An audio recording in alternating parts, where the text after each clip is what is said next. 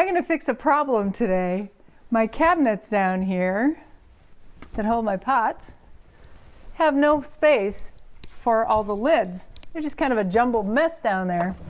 So I'm going to build a pull-out drawer above them that will be pretty much the same size as the bottom shelf. And in order to fit into the space, it needs to clear my hinges on the sides. So that means I need to make it 1 inch narrower than my opening.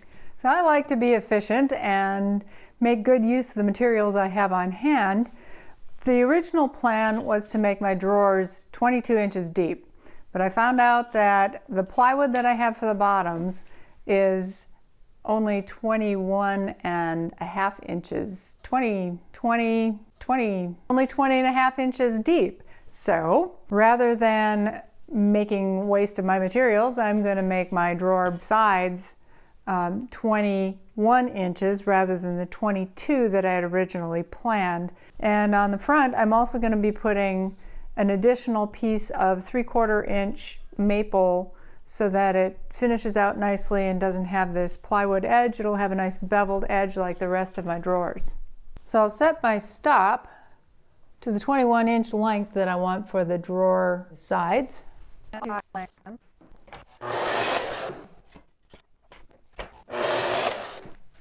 that I have my drawer parts all cut to length, I'm going to be putting a groove all the way along the length of the bottom of each of the drawer parts at about 3/8 of an inch up. I will be putting my bottom encased on all sides so that it has good support for all the way around it.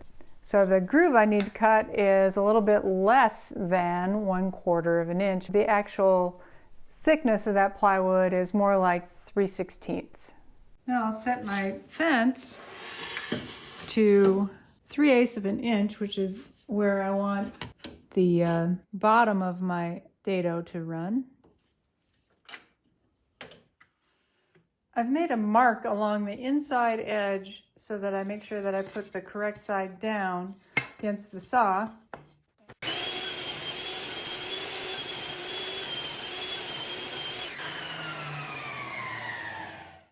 I need to make this cut wide enough to fit the drawer bottom into this slot. So I'll be moving my fence over incrementally to account for the width of that bottom until it gets exactly the right thickness.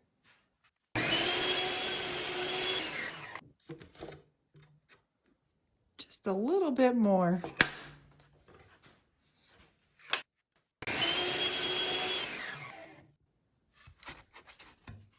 Just right. A lot of people are scared to try doing dovetails. They think it's too time consuming, or they don't have the dovetail jig to be able to use a router. I prefer to just go ahead and keep practicing doing my dovetails by hand, and that way I'll get better at it. And in the case of a drawer where it's going to be inside, it won't show so much. That's okay. Seems to be a lot of controversy as to whether you're going to be doing your tails first on the sides or the pins first on the fronts.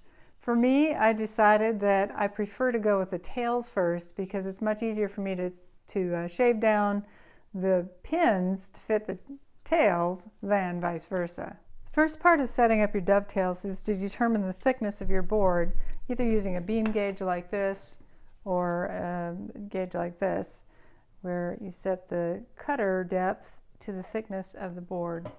I prefer to use the beam gauge just because it gives me more surface to put against the board. So again, I'm setting it up so that the blade is just at the thickness. So that'll allow me to mark the thickness of my boards on the ends. Just a light mark so that I can see what I'm doing.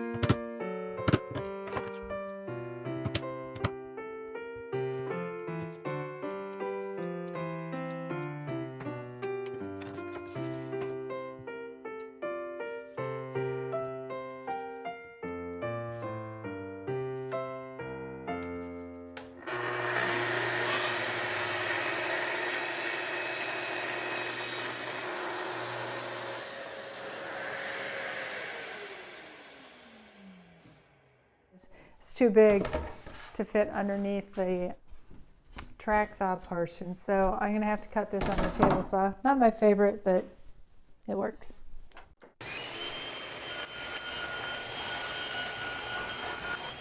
I've numbered all of the corners that go together on the sides, partly so that I don't put the wrong end together, like the one with the 3 on the side, but also because it helped me make sure that when I was cutting the dovetails that I would be matching up the correct sides together as well.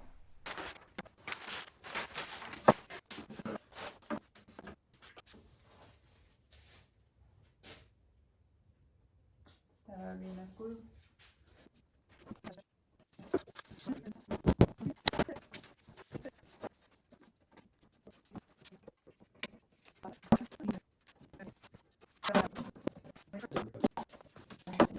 The plan is to use this board that's rough cut out of some maple that we had on our property and turn it into a nice flat board that I can use for the front of the drawer. It's about as straight as big box lumber.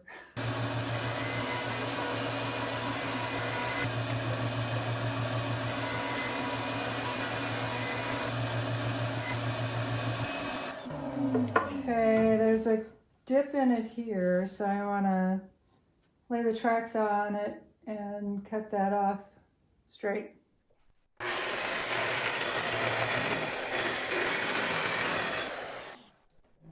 That should be pretty close to what I need.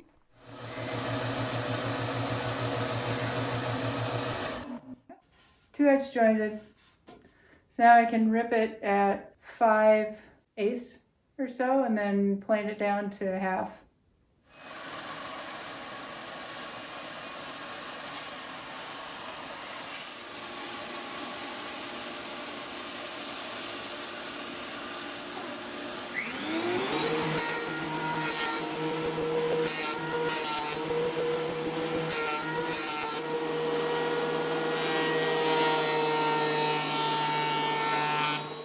Comes in at 5/36.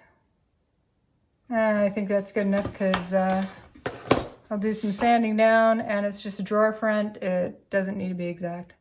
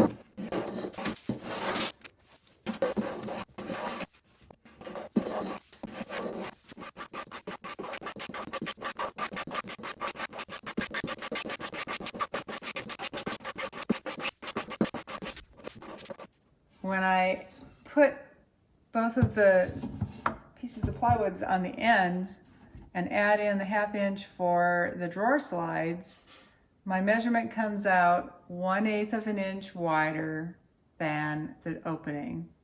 So I'll either have to take a 1/16 of an inch off of each of the drawer runners, Or I can cut some spacers to fit in the cabinet space.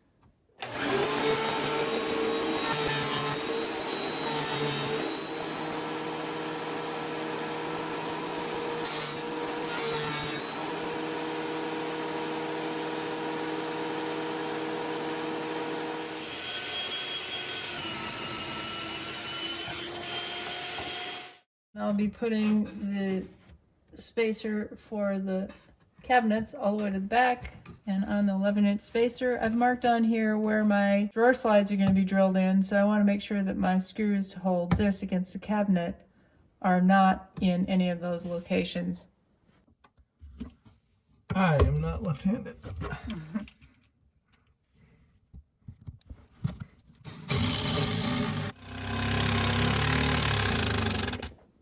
We'll remove the slide that goes against the drawer.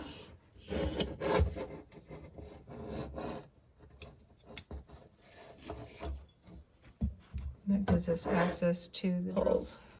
We built a wooden square that we'll be putting up against the cabinet side and resting the drawer slide on to make sure it's square with the front of the cabinet. The block we've put in is already a 1/16 of an inch back, so we can put the front of the drawer slides flush with the front of each of the blocks.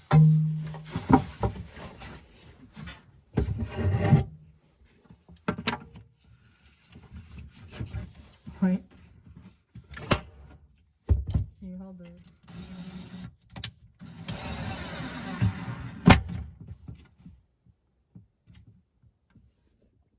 So this soft close slide has a part that slides out, and it has a little stud here that releases it, and so if you want it to be forward and held there, it has to engage so that you can hold it forward if you want to use this last hole to screw into.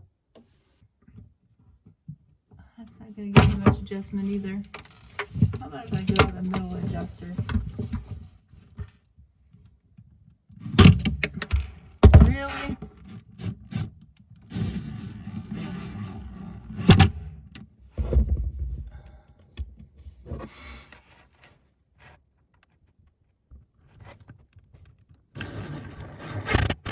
An 1/8 of an inch back from the front of the drawer, and we're lining up the drawer slide with the bottom of the drawer. Typically the drawer slide would be in the center of the drawer, but it's not that wide of a drawer, and we want it as close to the top of the cabinet as possible. And we're avoiding hitting some hinges. Yes.